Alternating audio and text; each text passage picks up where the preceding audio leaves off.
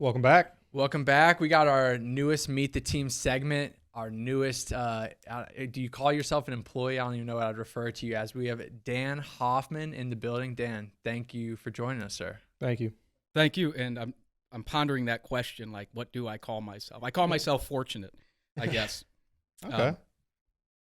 That's the best I got for you. I mean, the fortunate, that's a great answer. And we'll navigate down that path and why you feel that way a little bit more. For anyone who didn't notice, you all have seen the Founders episode. Aaron, our CEO, this is his much younger brother, Dan. He's obviously known Aaron, been around us for his entire life. So let's start it off there and walk it back a little bit. How did you get roped up in all this? Obviously, Aaron's down at school. You're back at home, I assume. When did DeliverThat kind of come into your realm? First and foremost, I think you referred to me as younger, and that's true. I don't know if you've seen Benjamin Button, but I suffer from that same condition, so I'm actually aging in reverse. So I'll catch up to you all sooner as opposed to later. But to answer your question about how I got roped into this, it was actually a very smooth kind of process. Aaron and John were coming home from OU. They had just graduated, and I was aware of kind of what they were doing with campus delivery. Worked in the restaurant industry for a good chunk of my adult life and come disillusioned with it. So we had a conversation. My older brother, Andy, arranged for, we had a conversation at this restaurant that's not far from here. He kind of explained the vision. We talked about my experience in the industry, and we thought that there would be value on both sides there. So met John for the first time a couple days later, put in my 2 weeks. At the time, I was the bar manager at TGI Fridays in Greene, which isn't far from here. And, from there, we just kind of figured it out. And we kind of stumbled into the catering aspect of it, Right. almost by accident. Yeah. And that's why, I came on board because it's something different. I was 34 at the time, and I had not ever really taken it. We just told him you're younger. You can't reveal the age now. I Jesus. age backwards. Yeah, it's true. Okay. All right. Yeah. We'll play that. 27 now. Yeah. I mean, don't you guys understand the concept that I just Yeah, made up? Whatever. But, well, But, so obviously you got roped, I don't want to say roped in, but, you joined and you as a part of the team. And right now what you do, well, let's go over that before we go into maybe a little bit of the history. What are you doing right now here? To me, you're the guy I go to if I have issues, you get all the paperwork together, but like, what are you doing here at DT now? Just tell the people. Well, I mean, some people will refer to me as our HR person. Our company is actually too small to really demand a full-time position. Right. But yeah, I do try to coordinate some stuff when it comes to employee events, make sure paperwork is correct. We got to file that with the state and the government. It's good to do that correctly. But more of my time is spent on market analysis and looking at our structure within the office and ways in which it can become more streamlined and improved. So, when it comes time to see, like, hey, how are the teams performing? Is it obvious that we need another person? Where do we need them? What markets are underperforming? Why are they underperforming? What is Cody doing, who's in business development, when he comes to expansion? Is he expanding in areas that we don't have drivers? And is this going to create a headache for dispatch? How does that get coordinated with recruiting? So it's not like I do all of that, but I work with Christian and I work with Cody and Mitch on a smaller scale and Brittany to help where I can there, to try to get resources together for them so they don't have to take time out of their busy days to try to balance that. Okay. I know on my end, like when you walk in your office, there's a lot of numbers written on that board, a lot of data crunching. Seems like a lot of times what you're doing. I know you work on our churn rate, stuff like that all the time, making sure our newly onboarded drivers are having a successful and a good time on the platform, making money and having a good time on the deliveries. So obviously I'm sure they all appreciate that. And then I'd imagine you probably coordinate our driver outreach a little bit too, and making sure those newer drivers are the ones being reached out to, like what Sade and Hannah and Holly are all doing at the end of their days usually.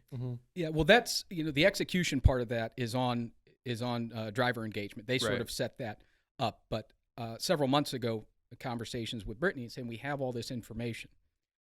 It's readily available. If we balance what I have on my sheets, as long as what you have on the ready-to-go sheets, there's a lot of information and we can use it effectively. Right. So that Sade and Hannah are helping out with that, but it's not become a situation where they can't help with dispatch. They can't help with, or in Hannah's case, do her stuff in business development that she's obligated to do. And so it's it was great to work with Brittany and Holly a little bit about trying to form a structure there and watch it be executed out there very well, because our churn rate continues to go down. Drivers are engaged longer. People are making more money. Got that OPD up. Yeah. And that's what it's all about. Drivers got to make money. Right. Yeah. And they got to know that they're valued. And that's happening. So I know we're kind of working backwards here, just like your aging disease, but It's not a disease. well, okay, It's a privilege. It would be a baby exactly. soon. So, but I wanted to go into a little bit. Obviously, you're in this role now, and it's developed over time. But in the beginning, this was not your role, right? We talked to Darian a little bit in the last episode, the last Meet the Team episode. He we're talking about how he took deliveries from here to Columbus, here to Pittsburgh. Now you were involved in that early on, right? You were delivering, you were recruiting, you're doing everything. Well, my first interaction with Dan is it's not that funny of a story, but initially when I started as a driver, like I think January 2018, one of my first interactions was Dan. Well, first I met Dave, who's the other Hoffman brother who was working still with us at the time. He took me on my first ride along, which we were doing for the onboarding process at the time. And then like maybe a week later, Darian hit me up and was like, "Hey, do you want to try and help us in sales?" And I was like, I'm not really a salesman kind of guy. I'm not really like a bullshitter. Like I'm a very straight to the point, like let's get to it and get it done kind of person. So I don't really have the time to get into all that. But my first experience meeting Dan, we met up at Einstein Bros, Einstein Bagel, Einstein Bros up in Akron. And it was for like a in-person sales. Like we were trying to get these catering business from Einstein Bros in Akron. Wow. And that was my first interaction with Dan. So I know at some point you were working sales. I know you were in like all the group meets in the old days with like Old Carolina and stuff, which there's funnier stories behind that. But yeah, what were you doing at the beginning? And like Tristan said, when this first started, did you have like this vision like Aaron and John had? Did you think this was like a good niche to be in? Did you think it was going to be successful? Well, to be honest with you, to answer that question, I didn't really worry about that because if that would have gotten in the way, it would have been really hard to do what we were trying to do. So I was on the road constantly. Delivery, more or less. We called it territory manager at the time, but that sort of evolved. But at the very beginning, we've got deliveries being sent to us in these really crude emails. People at restaurants taking pictures of an order form, sending it to us, and then Aaron forwards it to me. Then I'm reaching out to drivers via text on my own phone, screen capturing these orders and saying like, "Hey, would you take this?" And you're like, "Yeah, I'll take this." And then you have no idea whether or not. You have no idea if they're locked in. You have no idea where they're at. Yeah. We had no logistics software at that time. There's nothing. And so it was sort of like that, and that was the way I made a living. So I had to take a lot of deliveries. Yeah. Just to stay afloat. And it was super chaotic. No systems in place. But we made it work.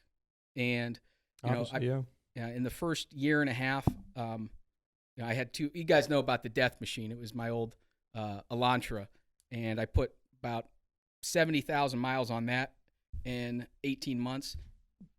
Excuse me, and another about 20,000 miles on the Jeep I had, and so all things together, I put a lot of miles on the car, going to Columbus, going to Pittsburgh, and then trying to recruit, and again, no systems. How the hell do you recruit when you don't even know what you're selling? No way to track it. No idea who's reaching out to who. Yeah. They're like, "What do you do?" And I'm like, "Well, I get in my car every day and I drive someplace. You make and I it pick work. up food." Yeah, and they're like, "That sounds great." So, I will say this. Sorry to. No, sorry. About it. The ride along concept. That's where that got born. Okay. In the very, very early stage, it was my great idea to say, well, why don't we take? Her name was Christina. Why don't you take Christina out with me so she can get the feel of it? Mm-hmm. And that system was put in place there, and it never improved. I mean, at the time, that was a pretty novel idea. Yeah. What was the ride along? Because a lot of people, we haven't done it in a while. Yeah. So I mean, as of the COVID era, since we've been in the COVID era, pre-COVID, we did ride-alongs where we just basically reached out to drivers who were interested in the platform. You had them meet up with what at the time was a lead driver. Mm-hmm. The lead drivers got paid a couple extra bucks to help out these new drivers or prospective drivers. Show them the ropes. Say, hey, here's what you wear. Here's how the app works. Here's how you pick up the delivery. Here's how you interact with the restaurant. Here's how you interact with the customer. Here's how you set up. And then you go from there. And then basically from there, it was just, all right, now you're good. And then COVID obviously kind of shut that down. So we came up with more of a virtual way of doing things. But Dan, I want to end off this interview just for, you've been in here a while and you've worn many hats. You've done a lot of things, and I just lots wanted of hats, like I said. And you have a lot of real hats too. That's a true story. Everybody listening, Cowboy way hats. too many, Cowboy way too hats. many. But do you have any advice for the drivers? Any tips, tricks, anything that you've learned in the years and years you've been here and all the things you've done? Well, tips for drivers: take ownership of what you do. When I say that, it's not necessarily about being accountable, but it's about look at the opportunity here and really own the resources that are available to you. Take a look at your routes. Take a look at what you can accomplish on a day-to-day basis and be realistic. Treat this like it is your business. I think that in the essence, independent contractors can create their own business for themselves, and they're in good shape if they do so. But we have resources available through our driver assistance portal, through our support mechanisms that are both online, through our YouTube channel that has educational material as well. Take advantage of these things. Don't rely on other people to do the work you can do for yourself, because you're going to find a better level of success if you're doing it yourself, and also find balance in your day. No sense in relying on somebody else to tell you how to route or how to schedule your day. Yeah. The resources out there to do it. You got to agree with that. I know we've already touched on it too, I believe, in other episodes, but you can tell it's true now. Everybody Right, touches on it. And it's we talked about, I think we talked about in the episodes that aren't even going to get released, but like being an independent contractor, right? This is your book of business. You should treat it like such. So yeah, I think that's a great point to make. But thank you, Dan, for coming on. I think a lot of not all the drivers know about you, but now a lot of them will who listen to this episode, and we appreciate your time. Of course, yeah. And if you guys want to see the further episode on Dan, we'll have a full-length interview with Dan releasing shortly after, and we can check all that out. But yeah, again, Dan, thank you for joining us. And if you could, Dan, can you plug the link in the bottom of the YouTube page here? It's IDeliverThat.com/podcast. I know you didn't know it, so I just told it to you now. So plug it, tell them to like, share, and subscribe, and let's get out of this episode. Plug it. Plug it. What? IDeliverThat.com/podcast. There we go. Tell them to go to it. Check it out. Subscribe, like, leave comments. Let us know how we're doing here. This is something Please do. That is newer, but it's something that we're passionate about. These folks are passionate about. They're putting together great content. So help them be able to put together even better content that means more to you. And do I get paid for this? We have structures Can I get built a out. Twix bar or something like that? I already gave you one. We'll hit up Okay, jerseys another after this. I don't know. We'll figure it out. Fair enough. All right. All right, folks. Well, thank you for listening, and I hope you enjoyed. Of course, we'll catch you guys next week. Thank you.